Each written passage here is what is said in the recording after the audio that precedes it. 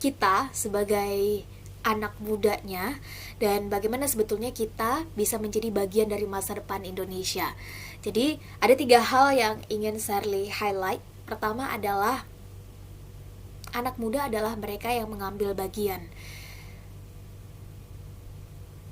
Karena sebetulnya anak muda itu nggak suka basa-basi, anak muda itu nggak suka teori. Dia senangnya adalah dilibatkan, dia senangnya adalah terlibat secara aktif maupun pasif. Dan dalam hal ini kita semua nggak melihat status, latar belakang, background, passion kita di mana, sebetulnya bisa menjadi bagian dari perubahan, bagian dari masa depan Indonesia. Pertanyaannya adalah seberapa besar kita sudah mempersiapkan itu dari sekarang. Karena Shirley ingat banget satu perkataan yang ini selalu Shirley sampaikan di mana-mana. Malcolm X pernah bilang, teman-teman, mungkin sebagian teman-teman ada yang tahu Malcolm X, mungkin ada yang enggak. Untuk yang enggak, saya sedikit sampaikan. Malcolm X adalah seorang aktivis kemanusiaan asal Amerika Serikat. Dia berkulit hitam, dikucilkan.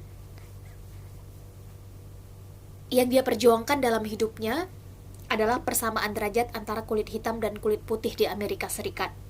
Sudah terlalu banyak akademisi yang menyebutkan bahwa kalau ada presiden pertama Amerika Serikat berkulit hitam sebelum Obama, maka yang paling pantas adalah Malcolm X. Nah, Malcolm X pernah bilang, "The future belongs to those who prepare for it today." Masa depan adalah milik mereka yang mau mempersiapkannya hari ini. Dan bicara tentang masa depan, maka sebetulnya kita bicara tentang anak muda zaman sekarang, anak muda hari ini. Apa yang udah kita persiapkan? Kita ingin melihat masa depan Indonesia 25 tahun lagi, tepat di tahun 2045, 100 tahun Indonesia merdeka, ingin seperti apa, dan apa yang sudah kita lakukan sekarang. Sehingga pramuka untuk masa depan Indonesia harus menjadi bagian dari perubahan, karena tanpa kita mempersiapkan tanpa kita mengambil bagian dari sekarang, maka mustahil kita bicara tentang masa depan Indonesia. itu gambaran umumnya dulu. Kemudian yang kedua adalah, karena ini zamannya kolaborasi, maka jangan mau jadi generasi eksklusif. Yang saya maksud dengan generasi eksklusif adalah generasi yang mainnya dengan itu-itu saja. Jadi dia menutup diri, dia mindsetnya hanya terpaku pada apa yang pengen dia lihat, pada apa yang pengen dia dengar. Kalau misalnya dia biasa bergaul dengan mereka yang menggunakan, sebutlah misalnya seragam hijau, ya dengan seragam hijau saja. Dia yang berseragam hitam dengan seragam hitam saja. Karena menurut Shirley, di zaman sekarang hanya mereka yang mau open minded yang akan cepat beradaptasi, dan mereka yang cepat beradaptasi akan cepat mengakselerasi diri, karena zamannya industri 4.0 ini adalah zamannya speed, kecepatan. Siapa yang cepat, maka dia duluan yang akan dapat peluang, dia duluan yang akan dapat kesempatan termasuk untuk membuat perubahan, termasuk cepat dalam beradaptasi dengan setiap situasi. Nah, sebetulnya ini udah khatam. Harusnya anak-anak pramuka sudah khatam dengan yang namanya adaptasi. Karena kalau melihat kegiatan, aktivitas, nilai-nilai, termasuk keterampilan pramuka yang kita pelajari di pramuka, dan makna dari lambang tunas kelapa itu kan sebetulnya adalah dia bisa dilempar kemana saja dia hidup. Artinya bagaimanapun kondisi lingkungan sosial masyarakat, maka harusnya pramuka tidak merasa kesulitan untuk beradaptasi dengan ini. Sehingga zaman sekarang anak pramuka merasa dirinya eksklusif, bergaulnya dengan itu-itu saja, maka akan sulit menjadi bagian dari masa depan Indonesia, karena kita mainnya di box kita sendiri. Kemudian yang ketiga yang saya ingin highlight adalah be different and be you. Tetap harus berbeda, tapi tetap jadi diri kita sendiri. Berbeda itu perlu, teman-teman, karena dengan berbeda, orang akan tahu ketika mencari, misalnya ketika ingin mencari makanan, maka kita akan ke restoran makanan. Ketika ingin mencari apa misalnya sayur mayur, maka kita akan mencari di sayur box misalnya. Ketika akan memesan ojek online, maka kita akan membuka aplikasi-aplikasi tertentu, sebutlah Gojek atau Grab. Ketika akan mencari bimbingan belajar yang online, maka kita akan mencari ruang guru dan lain sebagainya. Artinya apa? Dengan kita menjadi berbeda, be different, maka itu yang akan membuat kita akan bertahan di tengah kencangnya ombak, di tengah ramainya orang yang berusaha untuk menjadi follower, mereka yang ikut-ikutan.